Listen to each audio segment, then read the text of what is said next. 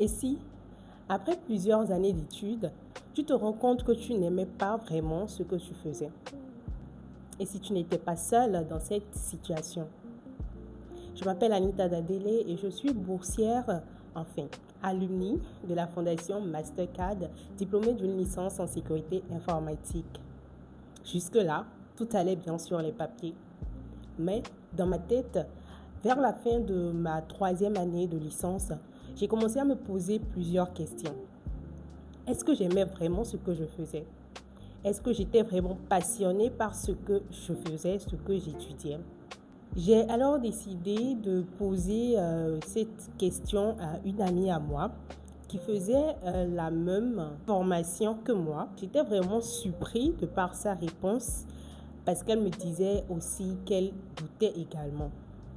Chose que je n'aurais pas imaginée parce qu'en la voyant, elle était très engagée, très déterminée et étudiait beaucoup. Elle semblait vraiment aimer ce qu'elle faisait. Sa réponse m'a vraiment choquée et je me suis dit, si elle, d'apparence comme ça, on ne pouvait pas forcément se rendre compte qu'elle n'aimait pas ou qu'elle ne savait pas si c'était réellement ce qu'elle voulait faire, alors ça veut dire qu'il y a plusieurs personnes qui peuvent être dans cette situation.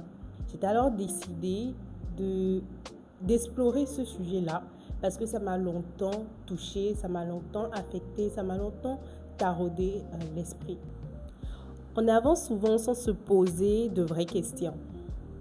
On suit un chemin, on valide des diplômes, mais sans réellement être aligné avec ce qu'on aime vraiment. Et croyez-moi, c'est vraiment un poison de travailler dans un domaine ou d'étudier dans un domaine qu'on n'aime pas vraiment. Aujourd'hui, je veux dire quelque chose de simple. On ne doit pas se résigner à vivre une vie juste parce qu'on a été formé pour ça. On ne doit pas se résigner à faire un travail juste parce que c'est uniquement ce qu'on a étudié. Non.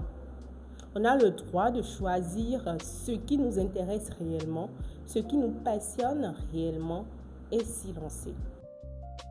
C'est pour ça que je lance cette série, pour briser le silence, pour parler de ces doutes qu'on cache souvent et pour dire à ceux qui se questionnent sur leur choix de travail, choix d'études, vous n'êtes pas seul.